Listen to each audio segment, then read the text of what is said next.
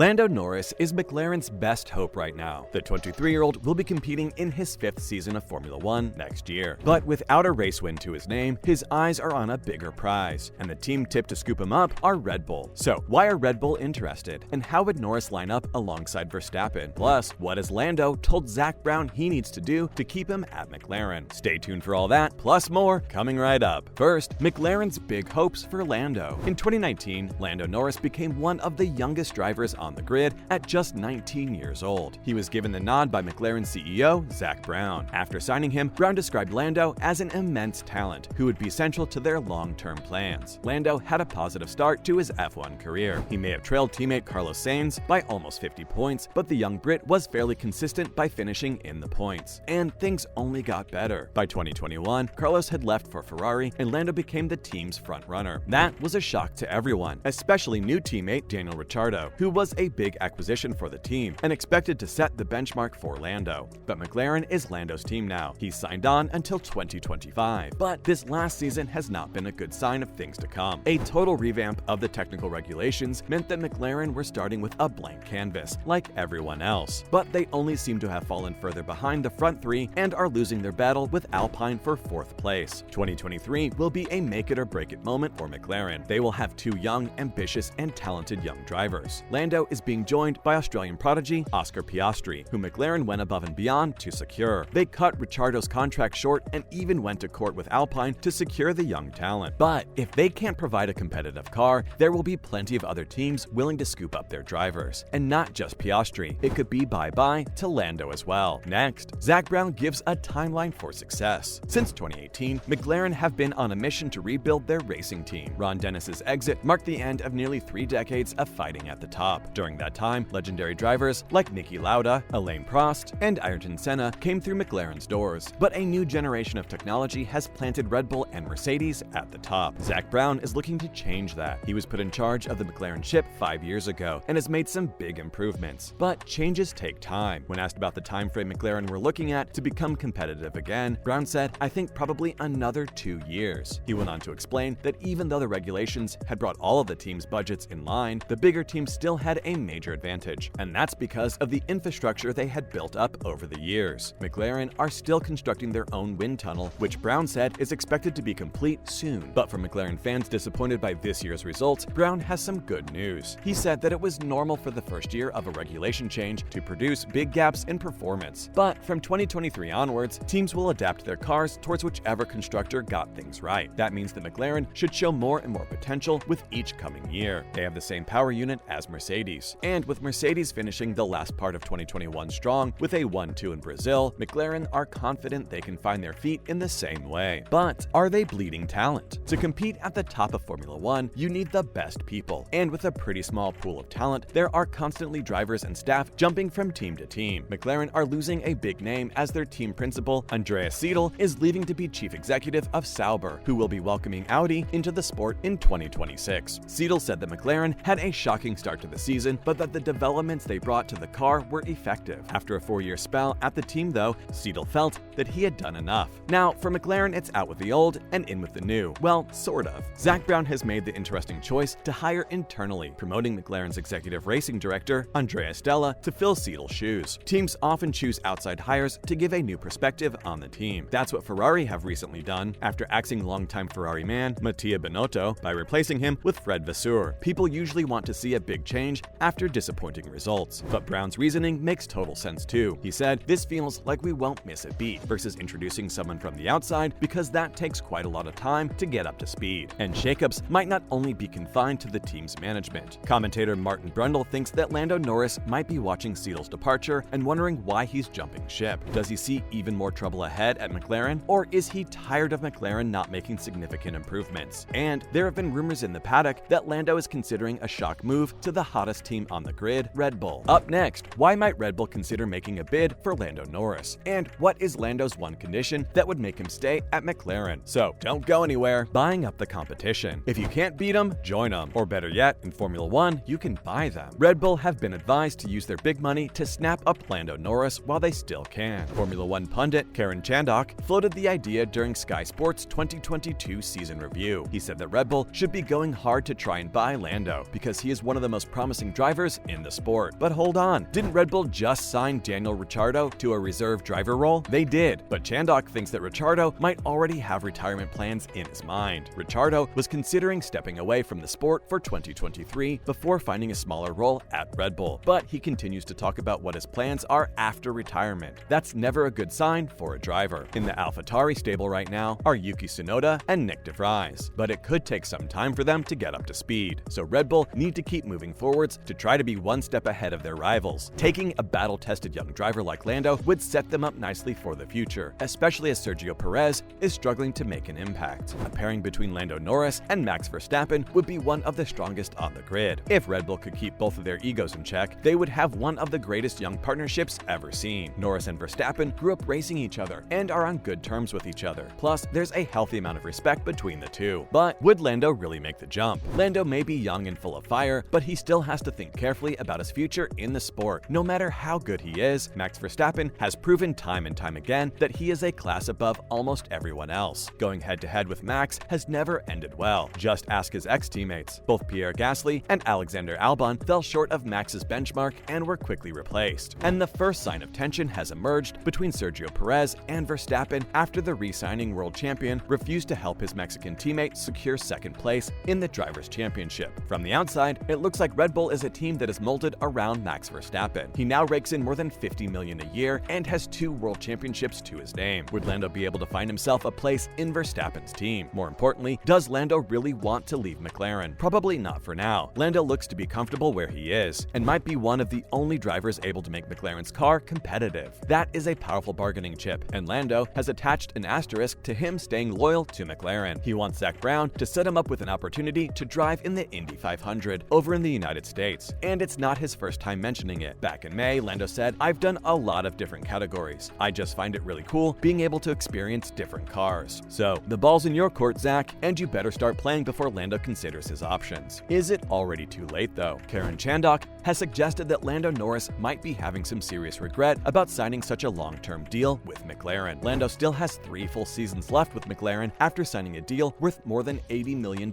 this year. But there could be a bigger price to pay. There were plenty of critics of the deal at the time who argued that Lando was tying up his future too early. But Lando was defiant. When responding to comments, he called analysts clueless. He said, "I have played a little bit more of a long-term game rather than short-term." And despite McLaren's 2022 struggles, Lando is keeping his chin up. He said that he has faith in McLaren to achieve solid results in the coming years. His former boss agrees. Despite leaving the team, Andrea Seidel has been impressed with McLaren's improvements, especially Lando Norris. Talking about Lando's performance, Seidel said it's just impressive, knowing that he's only in his 4th year in Formula One. Seidel revealed that Lando's future development is giving McLaren a very positive outlook for the future. Zak Brown predicted that Lando Norris would be a future world champion years ago. When he said it, he probably had McLaren in mind. But unless his team does some major work to bring their car up to a race-winning machine, he might be watching Lando winning his first world championship in a Red Bull one day. Do you think Red Bull should buy Lando Norris? And how would he stack up against Max Verstappen? Let us know in the comments below. Thanks for watching, and don't forget to like and subscribe for more great F1 content.